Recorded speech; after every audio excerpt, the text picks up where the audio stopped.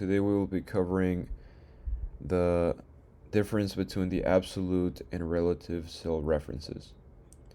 So as we've discussed in previous videos, a cell reference is basically telling Excel the coordinates of another cell you are planning to use. So whenever we use formulas, for example, this one, where we were adding the income, chemistry major's income, we clicked on one of the cells and added another of the cells.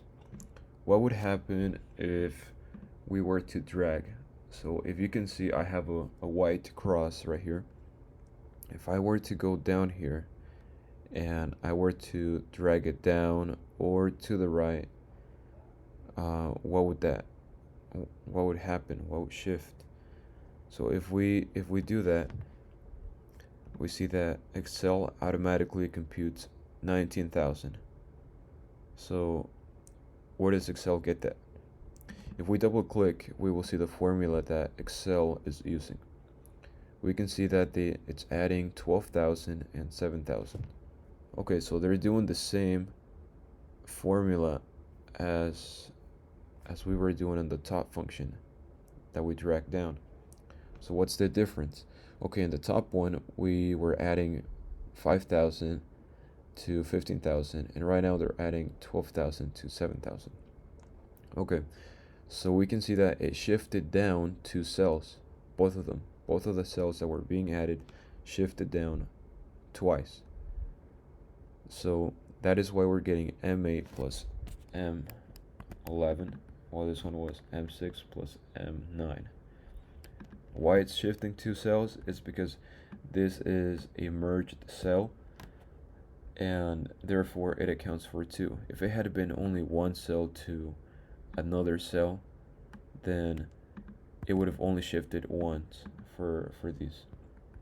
So we can get rid of that. And over here I prepared two columns to show you guys a little more about what this means. Suppose that we want to divide the GPA of the students by their favorite number. If we divide the GPA by the favorite number, like this, then we can see we get 1.5. So, okay, if we want that for all the students, then we're just going to write it over and over and over again, right? Okay, divided by 6. Okay, we could go like this all day.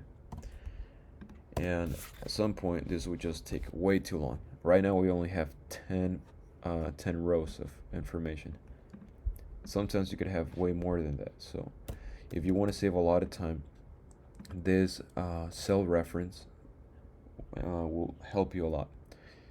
So what we have right now is a relative cell reference, and the difference between relative and absolute is the fact that these cells, these two that we're selecting, are able to shift down as we shift down with this little tool, if you could call it, this little black arrow that you can, the black cross.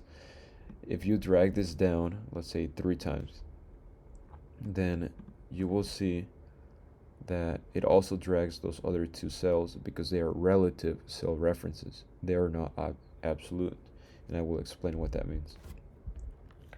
So if we drag it all the way down, we can see that we are accomplishing the same goal that we want to. And this last one is just because you can't divide by 0. We know that from all of our math theories and stuff like that. So we basically have all of this that was shifting once every single time we dragged it down, and it just helped us. It was in our favor, this cell reference. But what if I now, instead of dragging it down, I drag it to the side? Well, the cell that was on the GPA moved to the favorite, and the favorite moved to the relative cell reference that we just computed. And that's why we're getting 1.33. It still has the same division. We're still doing division, but everything just shifted that way. Okay. Now, if we do Command Z, okay, let's say that instead of wanting to divide everyone's GPA by their favorite number, you want to divide everyone's GPA by only one person's favorite number. Okay, so let's say we want to divide everyone by Daryl's favorite number, which is 2. We would start with the equal sign, and we would do the same thing. Daryl's favorite number. Now the difference is we are going to make an absolute reference.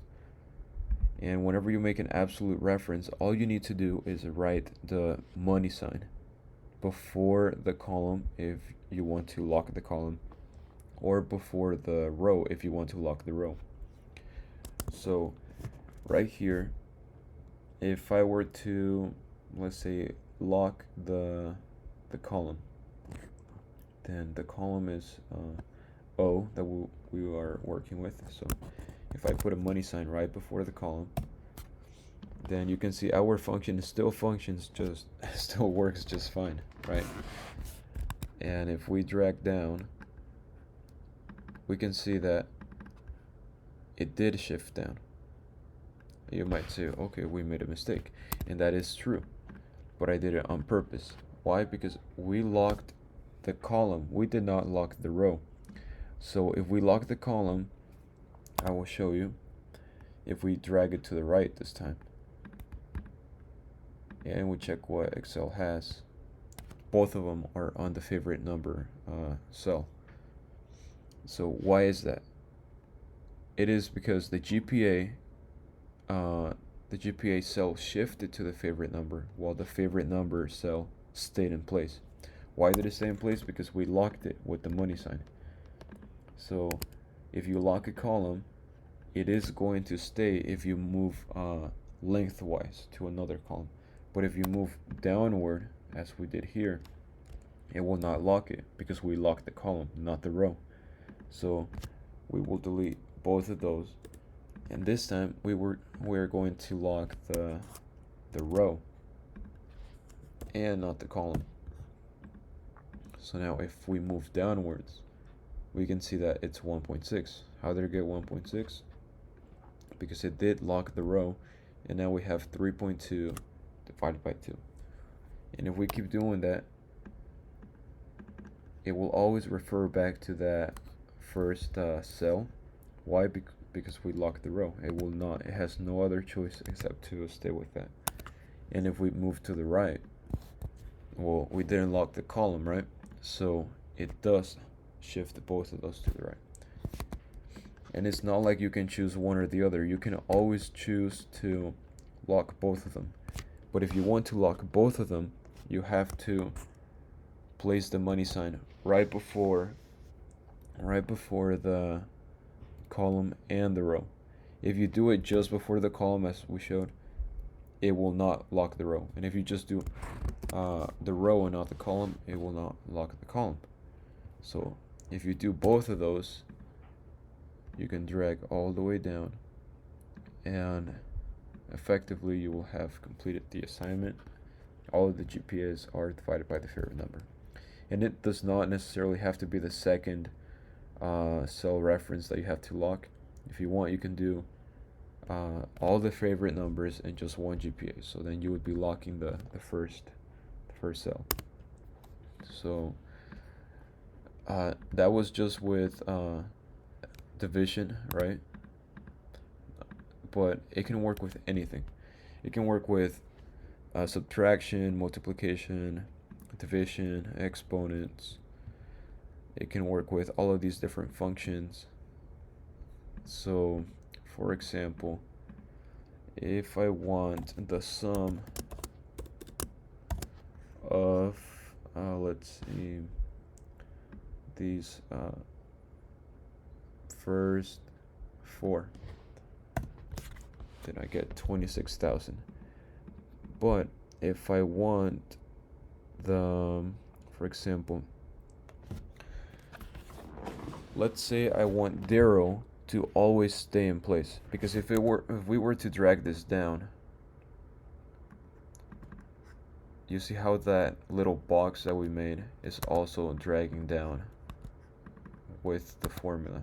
So every time this moves down one, those whole like 4 cells that we selected are also moving down. But if we want to we want to keep Darrow in place, we can lock Darrow cell with 2 money signs. And now every time we move down, we are going to be adding another number. So every time we move down, we're adding another one to the range until the point that we basically select everything. So we can do that, or we can instead of doing a range with the sum, you can also use the sum with just individual cells.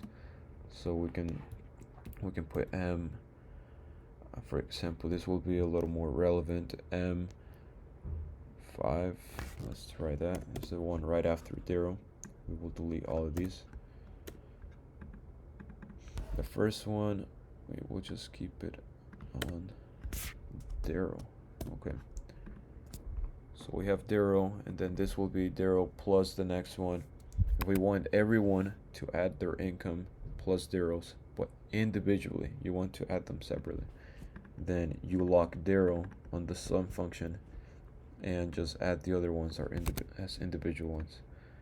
So if you do that, every time Darrow's number will stay the same, and the other function, the other cell reference will move because it's a relative, while Darrow's is an absolute.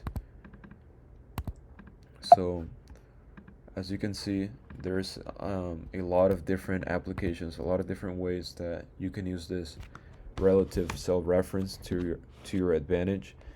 And sometimes you will lock the cell on accident and it will go against what you want. So you will always want to check that locking the cell in place with an absolute reference with the money sign is working for your favor, on your favor. So that way you will be able to take full advantage of it.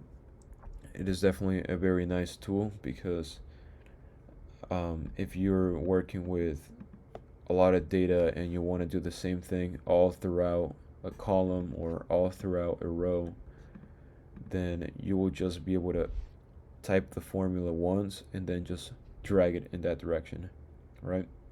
So it will save you a lot of time if you can learn how to use it. And yeah, that's basically it. So thank you for watching this video. I hope you learned now the difference between the relative cell reference and an absolute. It's a concept that a lot of people get confused by. But if you have any questions, just please leave them down below, and thank you for watching.